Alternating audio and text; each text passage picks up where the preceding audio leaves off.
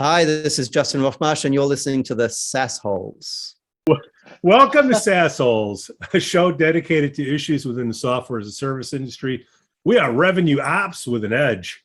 Jamie, Jason, KG, and myself, Pete, have a combined 100 years of making interesting decisions.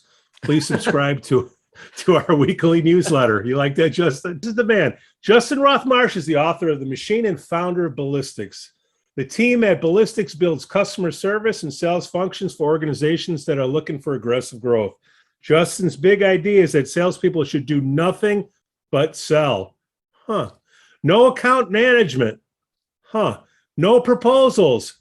No customer service. No project management. Nothing but selling. This end state requires a significant redesign of organizations. It also requires the elimination of piece rate pay, or what sales folks call commissions. Interesting. Justin, welcome back to the show, my friend. Thanks for having me back. But Justin, before we get to you, we got a sponsor. See, that keeps them in. This episode's brought to you by NeuroNoodle. Hey, parents and athletes, get a doodle of your noodle. That's a brain map before the season starts, so you have a baseline to compare it to. I think basketball players are starting to get going. They get concussions too. Hey, you get a physical every year, right? Get a brain checkup before the season starts. Schedule an appointment now at neuronoodle.com. Okay, even before Justin, KG. KG? Carney? Yes, Pete. That's Pete. My wife said I should do lunges to stay in shape. That would be a big step forward. Leave us some comments on our blog at saasholes.net. Got any shout outs, guys? I got some. I'm going to beat you, KG. You go first. Kyle Deemer, 5 years at ADP. 5. Means he's good. You could last 1 year at ADP. It means you're good. I'll say. Really? Is that really what the saying goes? They got 150,000 employees. Well, Sure, all I know is 40,000 that are there for 10 years, and probably ADP doesn't even know they're on they got their red stapler. I want to say Kyle and Justin Ford were around. We brought Justin in the last time. He took all that knowledge and got a big job at ADP, I think. Who do you got, KG? Couple of nice guy shout outs. I've got a happy birthday to Chase Van Steenberg at Coco Robotics. Justin, this is another unicorn in Silicon Beach. They're $1 billion company. They do robot delivery. They're on the west side, some UCLA grads there. Happy birthday, Chase. Happy birthday to Jackie Burnett at ZipRecruiter. She's one of the leaders over there at on the customer success team at ZipRecruiter in Arizona. And congratulations to J.M. Wilkie for being promoted to Director of Sales Operations at Qualia. You know, Pete, we're going to have her on the show later on in the season and go real deep in revenue operations. JM. That's right. She's the bomb. Aaron Felton, 1 year at App Properties. Sell them houses. Get on the phones. All right, Justin, man, welcome back. I think it's the third time on the show for you. Is that true? Second. Oh, really? Okay. Oh, I paid for the first one. Never mind. So can you give us a little background? I'm like Reflux. You get to experience me twice each time you have me. Two exits, everybody out. So Justin, so you were born and raised in LA. Where are you from? Australia. I was born in the UK, grew up in Australia. And you started. Tell us about the course of your progression. What did you start first? I get confused because I found you from The Machine, but you have a company called Ballistix. What's the progression? Yeah, I started Ballistix 27 years ago. I had been a small shareholder in another startup in financial services, which had started to become successful. But because I was a minor shareholder, I decided to quit and start my own thing. I didn't want to spend my whole life toiling as a 10% shareholder for some other business.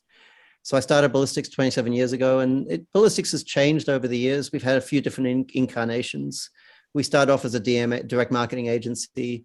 And then we became a consultancy trying to sell the same ideas we've been talking about all along.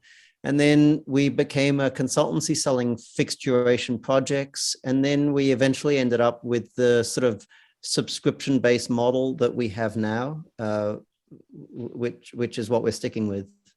Oh, really? How does that work? So rather than selling clients fixed duration projects, which is I believe a fool's errand, if you're selling something that's non-deterministic. In other words, it's practically impossible to map out exactly the journey that you're going to take a customer on at the outset. It's a fool's errand to try and sell a fixed duration project with fixed specifications. So our breakthrough was realizing that we could sell it as an engagement, a month-to-month engagement. And we could say to clients, look, you get to choose how fast you go or how slow you go and how long you retain us for. And I'm not sure of anyone else who actually sells professional, because I mean, all of our clients have a fixed end state in mind that they're trying to create. Right. I guess in corporate land, companies will basically retain and pay by the hour. But our market is kind of the mid-market. And I think, and we've given advice to technology companies to basically split their offerings into two components, the deterministic stuff, the hardware and the software, and sell that for a fixed price, fixed fee, fixed time frame. And then take the non-deterministic stuff like the change management, coaching, all that stuff, and sell it as a subscription. I think it's a great idea that's not well recognized. It almost sounds like a partnership more than a subscription based, right? It makes it that way because as soon as you have a fixed, we used to pretty much have we'd get into these contentious relationships with clients. They'd say, you told us you'd have this done in 6 months. And we'd say, well, we made it a condition of the agreement that you would maintain protective capacity in customer service. But guess what? You didn't do that. Your customer service team just blew up. They all got sick of working till 8 o'clock at night and 3 of them left. And now we got to stop selling because you don't have any customer service capacity. That's not on us, that's on you. And we would have these stupid, painful arguments that don't benefit anyone. You see it more as a question there, though. Do you see it more as a lot of these companies that are out there might not beef up and maybe hire a couple more RevOps people and use you guys as sort of a sounding board to help outsource revenue operations for a company? No, so we're builders. We go into organization, we build infrastructure. So we'll build customer service teams, we'll build or rebuild, more commonly rebuild. So, but I'll say build. We'll build customer service teams, we'll build engineering teams, we'll build design engineering teams, we'll build internal sales teams and channel management teams and other variations on sales. So people hire us to come and do the build piece. Now, sometimes they keep us around after it's built because, we're providing a whole grab bag of services and we can continue to optimize it after we're built. But primarily people engage us to do the build. It sounds like you'll have a constraint there, Justin. There's going to be a fixed amount of people that you can take on if you keep the subscriptions going, right? You want to talk about the theory of constraint?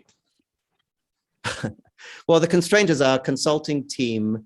We hire consultants and each of them can work on 4 or 5 engagements simultaneously. So the key to making a business like mine profitable is no different from any consulting firm, that you want to keep your team off the bench and fully utilized, fully activated. You want me to explain what TOC is? Yeah, go ahead. We got a lot of new sales reps, new managers.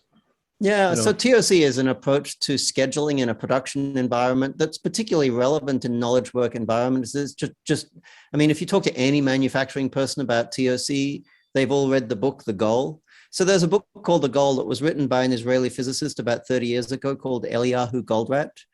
And he makes this rather unimpressive sounding observation, and that is that the output of any process is determined by the rate of work of the constraint, where the constraint is the bottleneck in the process. But it turns out in making that observation, he unlocks a solution to a problem that plagues anyone who works in a complex environment. And that is that how do you make local decisions? Or more specifically, how do you predict the global impact of local decisions?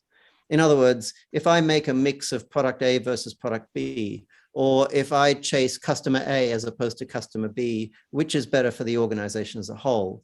Now, you'd think it's an easy question to answer, but it turns out it's not an easy question to answer. And that is because when you have an environment where you apply division of labor, you end up with this complex environment because you have dependencies. You know, person B can't start work until person A finishes whatever they were working on. And as a consequence, you end up with bottlenecks appearing. And what tends to happen is they bounce around all over the place. Now, if you're trying to make a management decision, like should I chase customer A or customer B, what you want to know is which is going to result in the organization being the most profitable. But the problem is if you win customer A or customer B, the constraint is likely to move to a different location, which means the dynamics of the firm changes. So you end up with this impossible problem to solve. You end up trying to divine the behavior of a system which is essentially complex, you know, like the weather. Financial types have come up with a solution to this called cost accounting. And the insight was, well, the behavior of the system as a whole might be chaotic, but if you look at any of the individual components, the behavior of the individual components is deterministic. So let's just make profit and loss decisions at the component level, and then just sum it all up and assume that the profitability of the system is a function of the profitability of the components of the system. But it turns out that that's bollocks. Unless you have what's called a balanced line in manufacturing, which basically means an environment where every resource is fully loaded. The system output is never a sum of the local throughputs. Why not? But because you can do this really, even if you're not a mathematician, you can do a really interesting exercise with Excel, where you create a simple process with dependencies between resources. So resource A does a bit of work, passes it to resource B. And then you can program in variability. Because of course, there's no resource in reality that has fixed capacity. We talk about the fact that this machine has the capacity to machine 10 parts per minute, or this person has the ability to process 15 mortgage applications per minute. But it's always 15 plus or minus 5, or plus or minus 1, or plus or minus 12. There's always variability. So it's never possible to build the perfectly balanced line because of variability. You never have perfect flow from one resource to the next.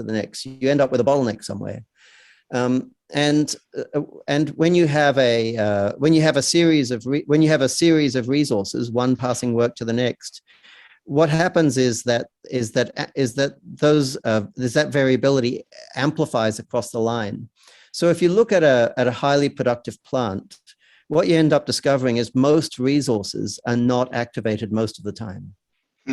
So the behavior of a productive plant is nothing like what you would expect if you proceed from the assumption of a balanced line. Nothing like, doesn't even come close to resembling. You know, a plant that mathematically has the ability to produce 1,000 items per day with the implicit assumption of a balanced line, in actuality, if well managed, would produce half that because of the impact of, you know, natural variability. Now, the whole idea behind Six Sigma is let's minimize the variability, and it's good to do that. But of course, you never drive it down to zero any more than you drive waste down to zero. So it turns out that cost accounting is a pretty poor way of making decisions because it's based on this assumption that's wrong. What Ellie's solution did was provided managers with a much more accurate, albeit still quick and dirty, solution to the problem. And the solution involves choosing the one resource that you would like to be the bottleneck. So you choose the resource which, when fully loaded, will result in the maximum output from the system. And then you deliberately build protective capacity at all other resources. So it becomes impossible for any other resource under normal circumstances to become the constraint. And then you increase the flow of work into the system until the constraint is fully activated. And as soon as the constraint is fully activated, you tightly couple the release of work into the system to the throughput at the constraint. And once you hit that point, you've now hit the maximum level of productivity of the process as a whole. But also, you can use the constraint or the predicted impact of a change at the constraint as a quick and dirty approach to making management decisions. In other words, if you want to know whether to chase customer A or customer B, the question becomes which results in the highest throughput per constraint unit. So customer A might generate more revenue, but customer B might generate more contribution margin per unit of constraint consumed. So you chase customer B, not customer A.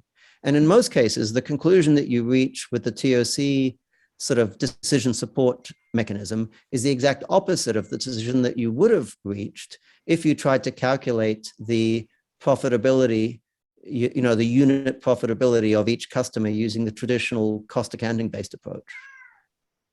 Well, doesn't that also depend though on what the client's really going for? Because some clients are in growth mode and are all about selling, and they don't care about the contribution margin as they care about the revenue, right? So even though your model, which I agree with holistically, they still might make the wrong decision for the long term of the company because. But if you make a decision that's suboptimal in the long term, that's optimal in the right, there's only one right decision, right? Yeah.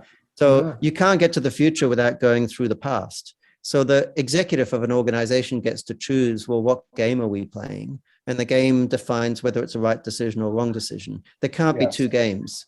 In other words, you can't have one person in the organization who says, I'm going to make a decision with a view to the short term, and another person who says, I'm going to assess whether or not your decision was correct with a view to the long term. Now we got people fighting for no good reason. Which actually happens so much in a corporation. Of course. That's exactly. I just described the modern corporation, right? Yeah. This is fascinating, Justin, and there's so many startups these days that they're focusing on top line growth, just top line growth. Profit be damned. It doesn't matter because we want to grow. We can optimize for profit later. This is why VCs use the term unit economics. And interestingly, the only time that you ever hear unit economics used outside of real economists is when folks talk about startups. And it's a response, it's a way of grappling with this because, VCs will throw lots of money at a company to chase revenue, but the caveat is you need to maintain good unit economics. In other words, at some point, if the music stops and everyone takes a seat, we want to make sure there are still seats there to sit on. Mm-hmm. And that's what went wrong with scooters, right? There aren't anywhere near as many scooters around as there were previously. And I think what happened at the beginning when VCs started investing in scooters, the unit economics was spectacular. But as more and more scooter companies piled into the fray, the unit economics went into the red. And now we end up discovering that scooters were still a good idea, but only for probably one or two players, not for 150 competing companies. Mm-hmm. I mean, when you talk about, you got it over your shoulder there, the machine. Mm-hmm. You're literally talking about building a machine of a sales team. Yes. A machine of a sales team. And in my career, reading book after book about, sales process and it's always referenced, the idea of, gosh, you'd never go buy a car if you didn't know that there was a predictable, consistent process that car went to and QA and everything. And you wouldn't get into a car if it was just sort of a random process. But in reality, as an operator, if you thought the sales dude was going to go out the back and knock it together himself, you wouldn't buy it. You wouldn't buy it. That's exactly right. And so, everybody nods their head, Justin, and says, well, yeah, that's right. A sales process, this linked sequential step-by-step process, and we got to follow it. As an operator for 20 some odd years, though, the reality is that most of the time, and this is the basis of your business, I'd imagine, that most of the time companies don't achieve that type of real predictability for a lot of the reasons that you're talking about right now. Am I right? Yeah, absolutely. Yeah. And your business exists because of that. I paint a picture for our listeners of like the transformation that you would take a random process, a technology-driven organization that's selling, and you get engaged, to paint a picture for us. By the way, this becomes your advertisement. Tell us the story about a transformation from a random haphazard process to a machine. So if you talk to I get very excited about technology companies because I love technology, and I like technology CEOs of technology companies. I find technology intellectually stimulating. Our consultants hate technology companies. If their advice is if they had their way, we'd stay away from them. Most of our clients are industrial, manufacturers, distributors.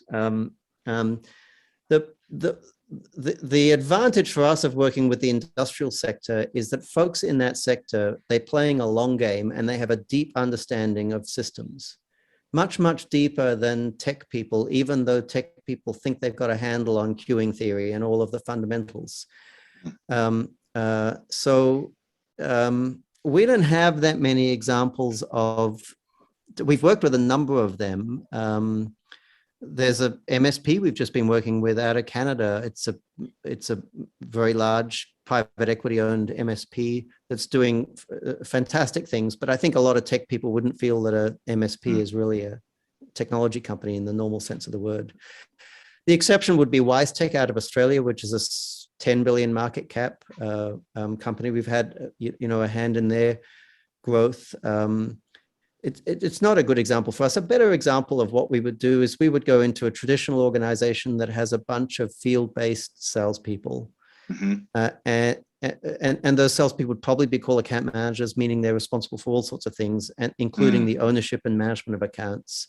And we would build a much more robust customer service team. We would take away the ownership of accounts from salespeople. We would say, look, your job is to go out and win new annuities and hand them over to the operations team.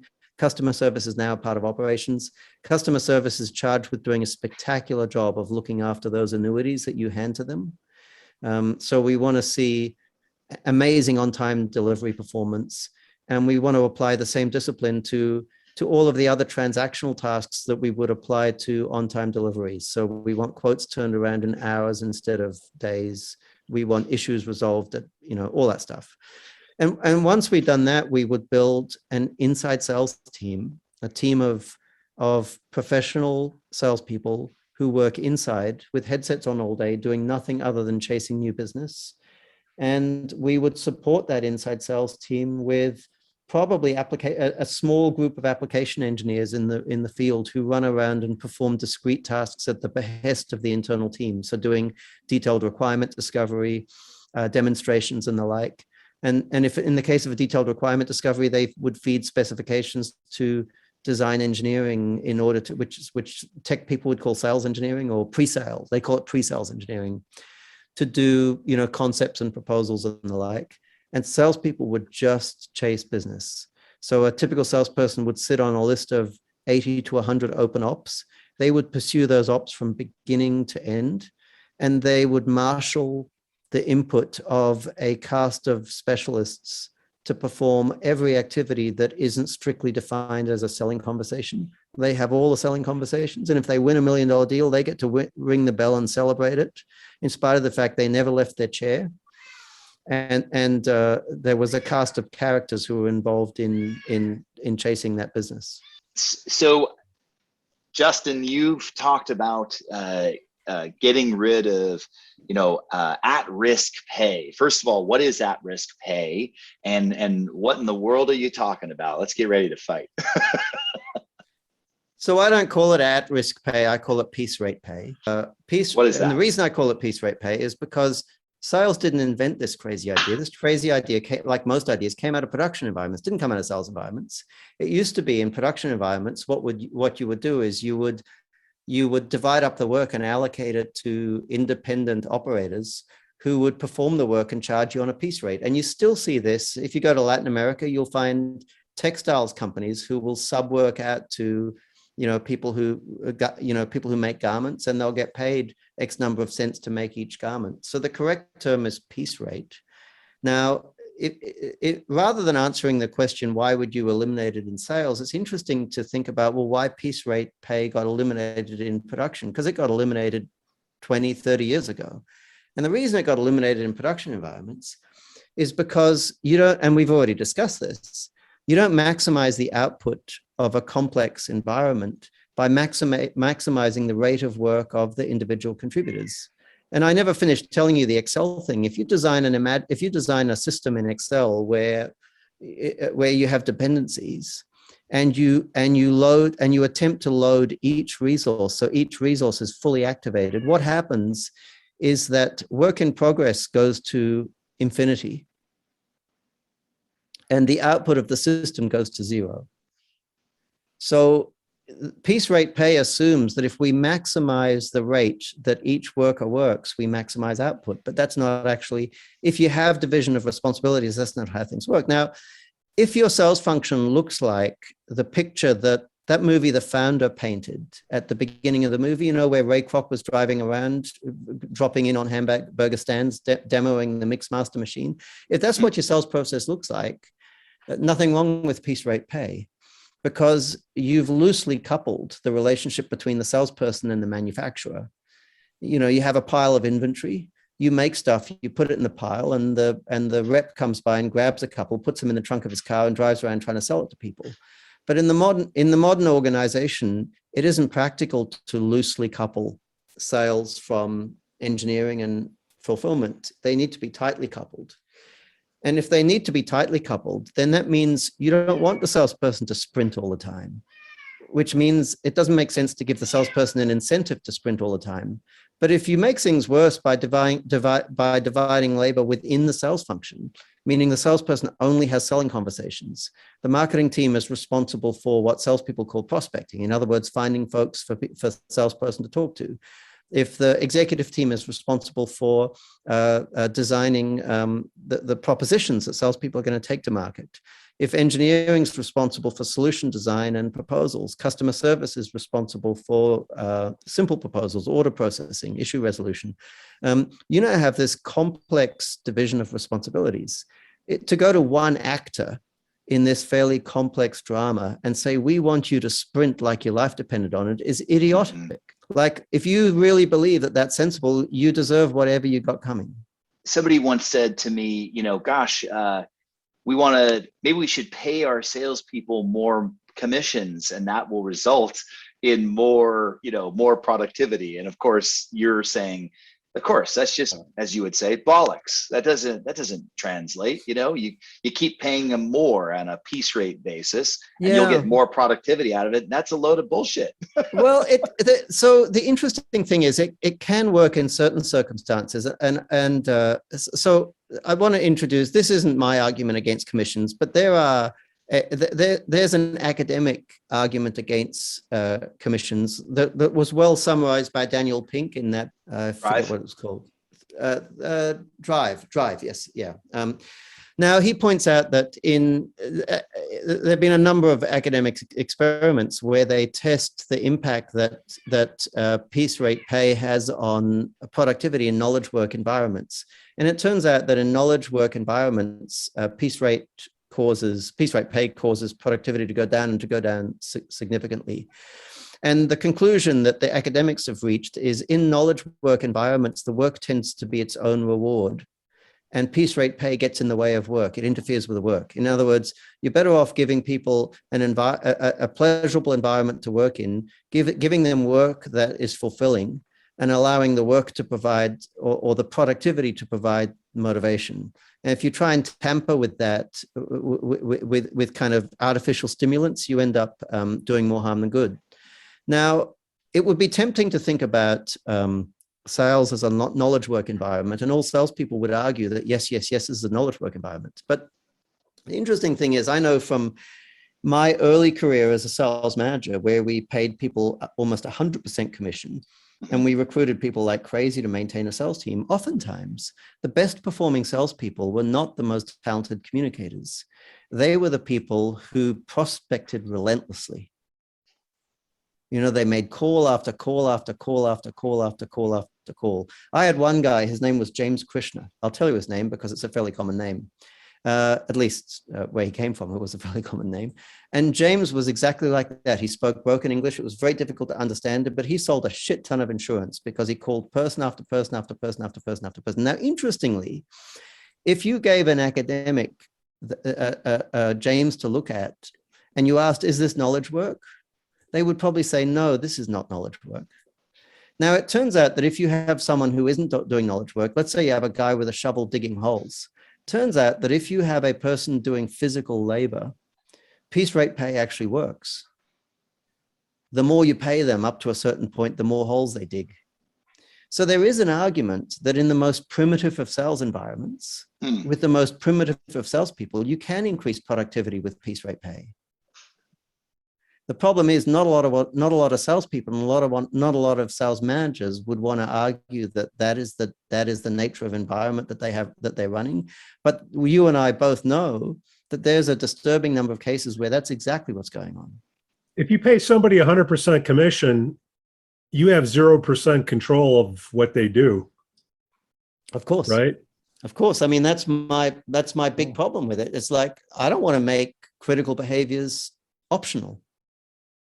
If you come and work for me, I expect you to generate, I don't know, let's say $3,000 a day in measured over a rolling average, of course. But I would expect you to generate $3,000 a day in value, and I'll tolerate 2,000.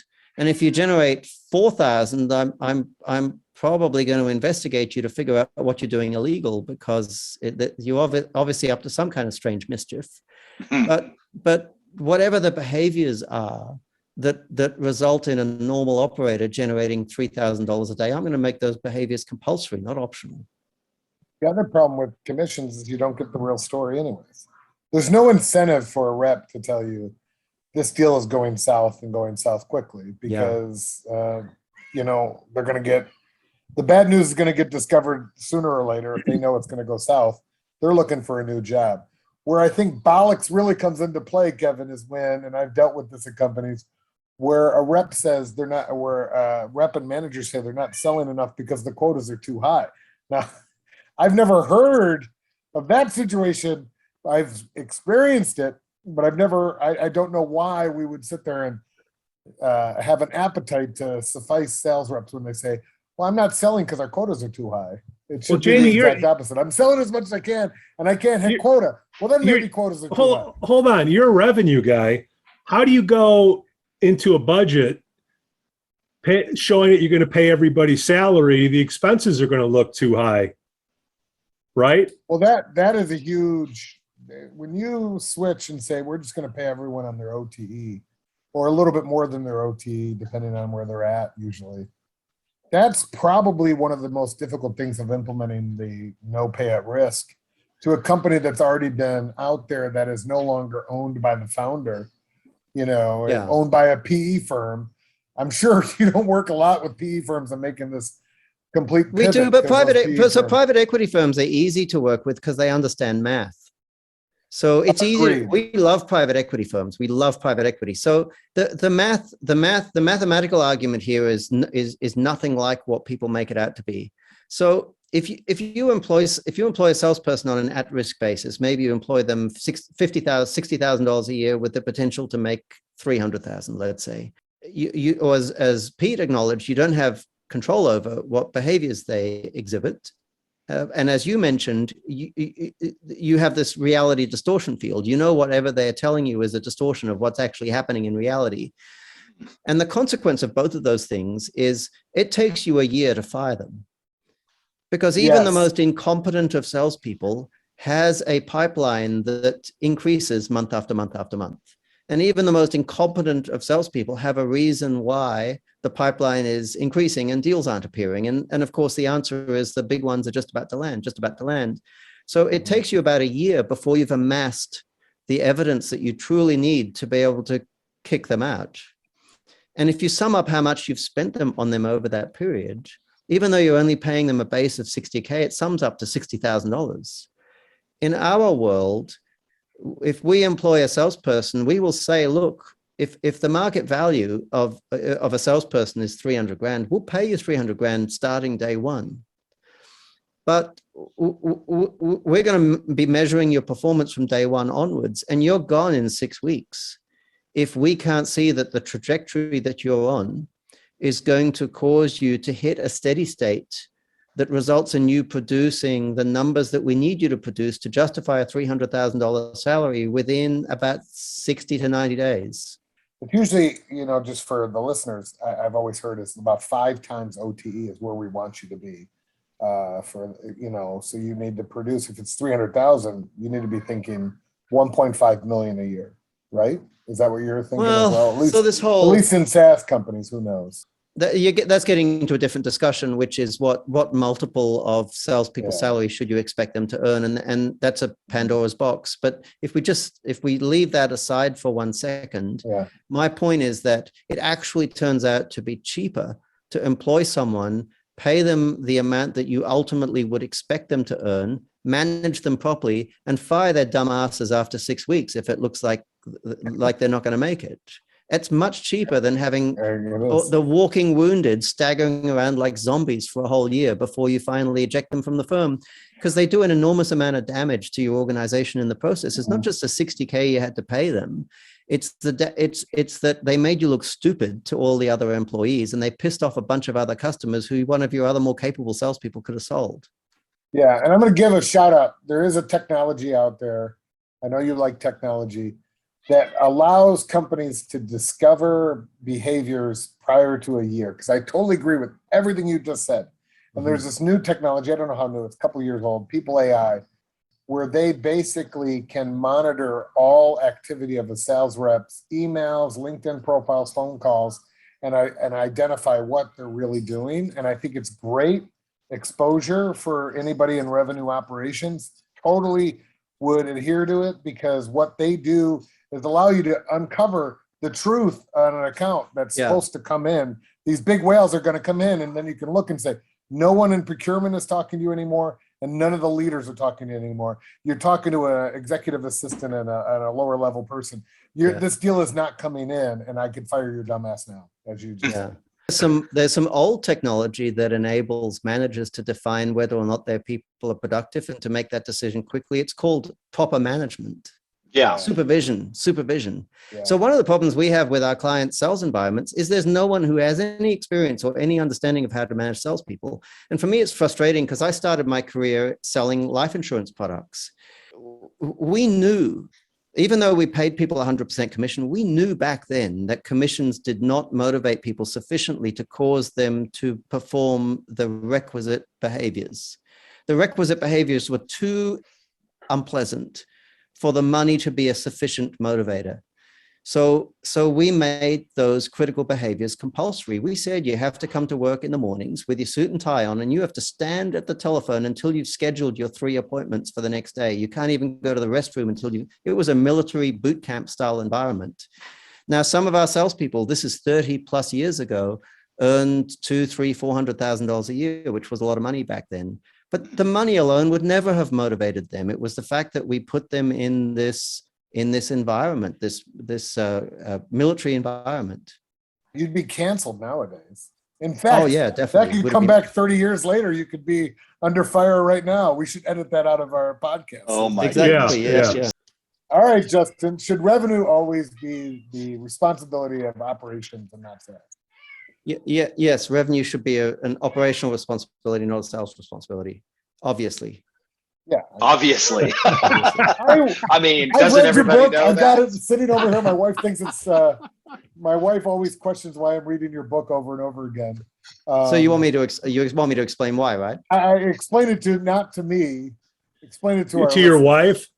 We have listeners. People listen to this. No, 3 people. Well, we do. Pete says we have 7. Please, 3 people. We pay for them to listen to it. It's torture. So the interesting thing is not that revenue shouldn't be the responsibility of sales. That's not the shocking thing. The shocking thing is that it's bloody obvious. Like I'm going to point you to 2 observations, and I bet you end up agreeing with me that it's actually obvious. So the shocking thing is that it's been obvious for as long as we can remember, and no one's ever noticed it. So here's the 2 observations. The first is, if you look at the revenue that gets booked in a typical organization, Now, there are exceptions, but if you look at the revenue that gets booked in a typical organization over any reporting period, you will end up discovering that 70 to 90% of that revenue comes from existing customers repurchasing, right? Not every business, but most businesses. Now, if you make that observation in front of a salesperson will say to you, of course, these are valuable relationships. My role in all of this is maintaining those relationships to ensure they keep purchasing. To which I would say, okay, so you are responsible for retention. Let's validate that claim. So to validate that claim, let's interview customers that leave, that defect and go to your competitors, and let's ask them, why are you leaving?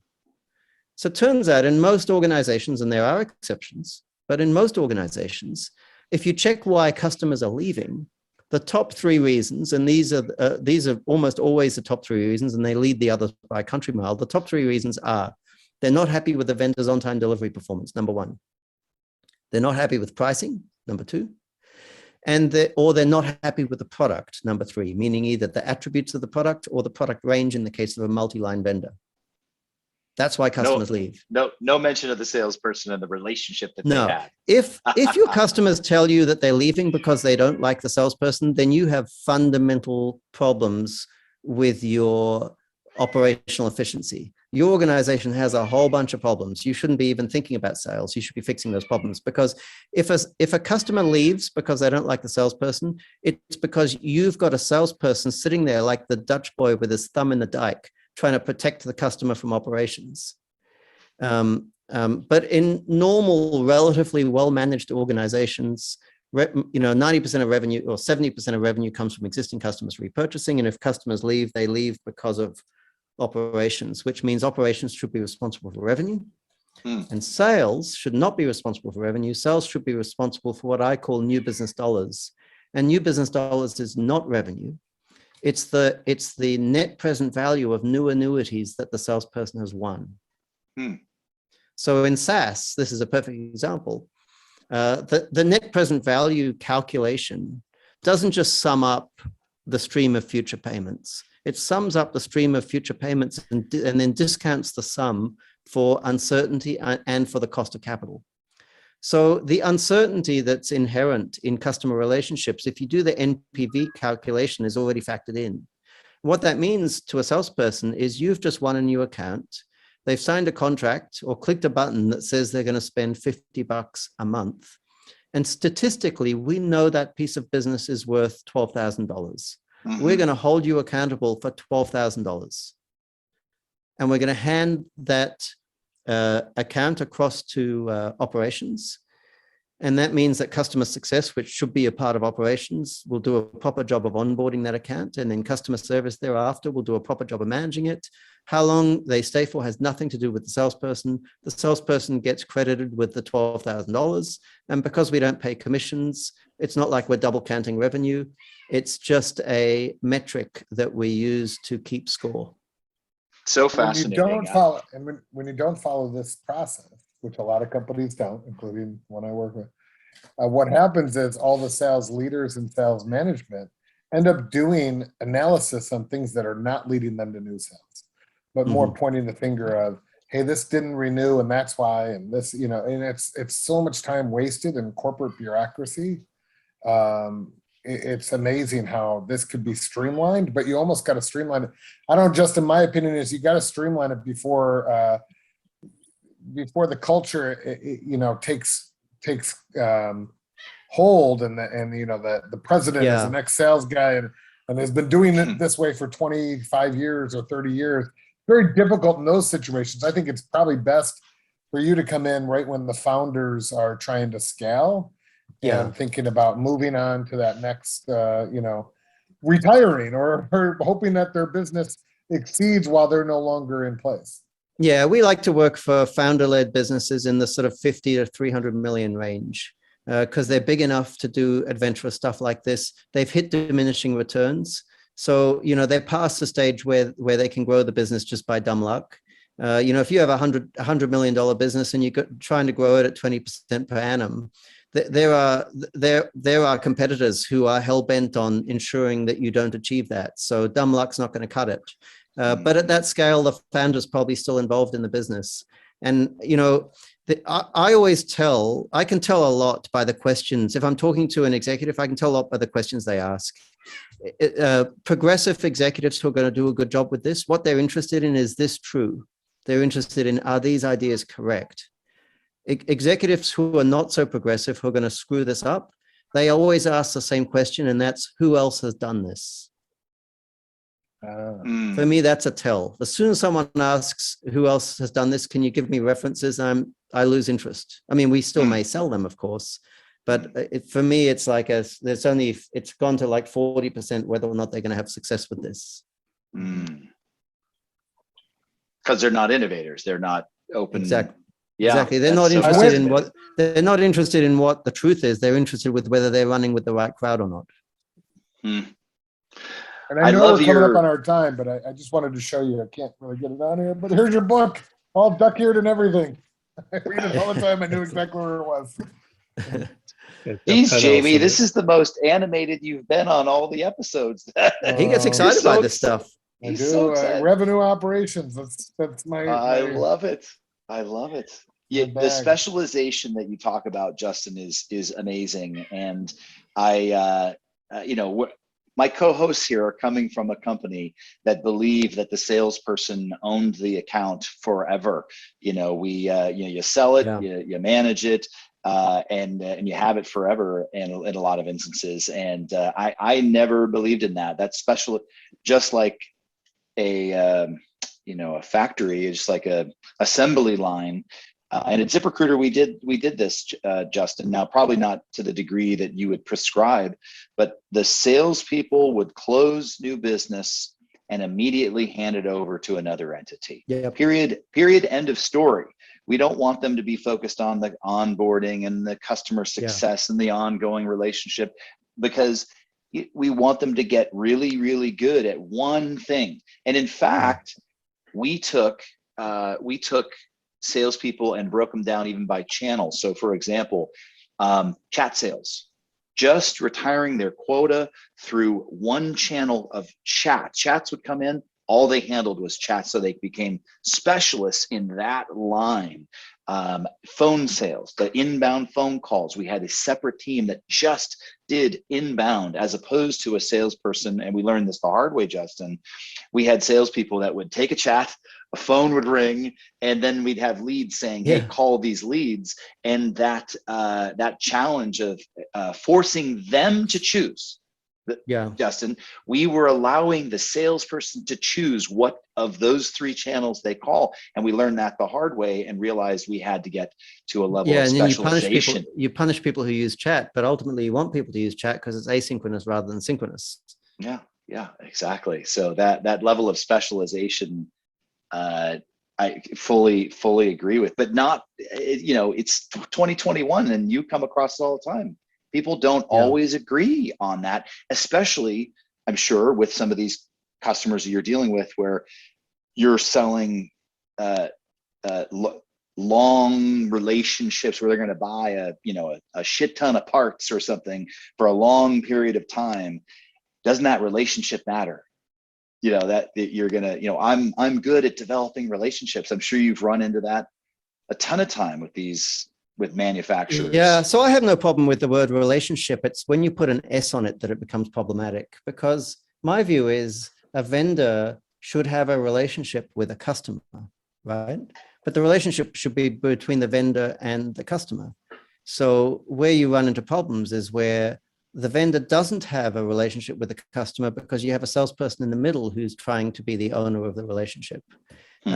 So executives say to me all the time, well, this is a relationship business. And I say to them, well, isn't that tautological?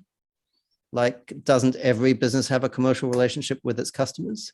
But of course, that's not the point they're trying to make. The point that they're trying to make is, in order to succeed in this business, you need to have lots of salespeople, each of whom has individual personal relationships with all of their accounts. To which I would say, so what's wrong with a commercial relationship such that you have this requirement for all these personal relationships with salespeople? Which is a very interesting question. What is the economic reason why a customer would rather have a personal relationship with a salesperson than a commercial relationship with the vendor directly. And there are a number of reasons why that might occur, but none of them are healthy. You need to leave your company once your leadership says the differentiation of why we are successful is because of our sales rep. I would be like, go pack your bags and get out of there. Yep. Now, however, I would say this, if they come out and say the reason why we're successful is because we have a unique sales process, like the machine sales process, that works for me. That would be something I'd be like, I'm on board with that, because That's there's not as many scalable. people scalable. There's not as many people doing that should be doing it. When you say I have a unique sales staff and they're out there selling relationships and stuff like that, go get your resume polished up and go get a new job, because that's not long-term success. But a new sales process, a unique sales process that is scalable, that takes a lot of this risk out of the environment and has people focused on tasks, to me is something that is unique in the marketplace and something more people need to be attributing to. Justin, another strong show. How do we send people to your website? How can Techstars find out about you? It's Ballistix. Oh, text. Yeah, I would love to do more with the technology industry. I mean, the rest of our team wouldn't, but screw them. It's Ballistix with an X, BALLISTIX.com. Or my blog is salesprocessengineering.net. Yeah, and make sure you blow up more and more people on LinkedIn so I can have a good laugh with Pete. Like we talked about. I'm sure before that's the why show. people join LinkedIn, right? It's so that people like me can snipe at them. Isn't that the whole business proposition? Justin Roff-Marsh, my man. Thanks for listening. Thank you, Justin. Thank you for having me. Thanks for listening to the SaasHoles. On behalf of Jamie, KG, and myself, Pete, we thank you for listening. We ask for you to give us 5 stars on Apple Podcasts and subscribe to our newsletter and the podcast notes. And you can always buy us a beer on Patreon. Come on, $2-3. What's it matter? Just wet our beaks. Patreon/SaasHoles. We thank you for listening. Cue the music. Wow, that was pretty good. I made it sexy almost, didn't I?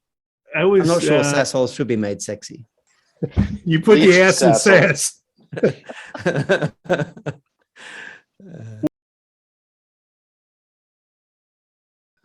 Yeah. Kevin Gaither, KG. Nice to meet you, Justin. Hey, good to meet you. I think I saw you speak at the AAISP Leadership Summit in Chicago probably about 10 years ago. And AAISP, is that the Inside Sales Mob? Yes. Well, yes. Yeah. So Bob Perkins and some of those That's guys over there. Yeah, I was there. Yeah. Long time ago. I remember being inspired by what you had said, because I believe you were talking about salespeople not having commission plans, and doesn't sound like me. It doesn't. No, it did. That was it. It was no commission plan, and then like having a promotion path where their salary increases, but not a variable commission plan or something like that. This same person, I assume. Yeah. Yeah. Yeah. Somebody did their homework. All right, this is going to be good. Yeah, no, I remember seeing him a long time ago. Justin, you remember the intro? Do you know who you are? Do you know what show you're on? Yeah, you want me to say, hi, this is Justin Roff-Marsh. You're listening to the SaasHoles, right? Perfect. Was that it, or do you want me to say it again? Put a little Australian into it. So we haven't got started yet. No. It's recording. Okay. Well, it's recording, I always think the pre-banter is the best. Hey, do you guys watch, I reckon it's the best of all the podcasts. It's called The All In Show. Yeah. I think number 2 rated. Those guys are just incredible. Yeah, we're almost there. Oh yeah, you guys are incredible. Very close. We're very close. We're almost there. No, but Justin, you gave us some suggestions on the last time you were on. We've implemented some of them, the video clips and whatnot. Oh yes. And I can't wait to take it to the next step with you, man. Yeah, I think I suggested you slice up the episodes and create a separate channel where you post the clips for SEO. Yep. Yeah. Data boy, you're the man. All right, fire it That away, wasn't my Justin. idea. That's a Joe Rogan idea, actually. He milks that. I'm trying to give you credit. Yeah, thank you. All right, do the intro. Today, our guest is the Justin Roff-Marsh. Justin Roff-Marsh is the author of The Machine and founder of Ballistix. It's a sales management and marketing consultancy specializing in implementation and ongoing support of sales process engineering. SPE. Hey, hang on. I changed my intro. You got to read the one above. I made it less boring. Oh, here, hold on. Guest bio here, example below. Okay, Read that here. one. It'll sound much better. Okay.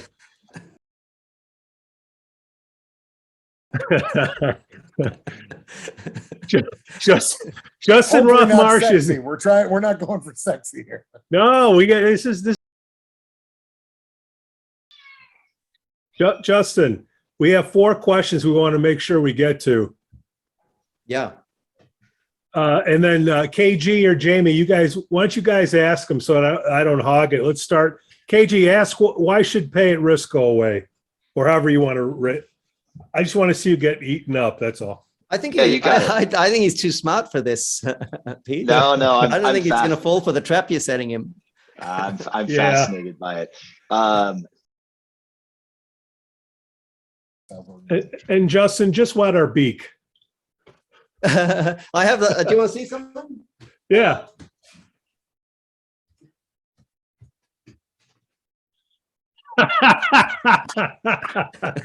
That's hysterical. Just wet. See, we're 2 peas in a pod. Oh my God, Justin. All right, thank you, Justin. God, you are good, man. Thank you. This is fun. Thank you so much. Thank you, Justin. Great job. No problem at all. We'll get it out Thursday. How many more you got today? A few more, 2 or 3 more. All right, bye. Yeah. Thanks. All right, Bye-bye. see ya.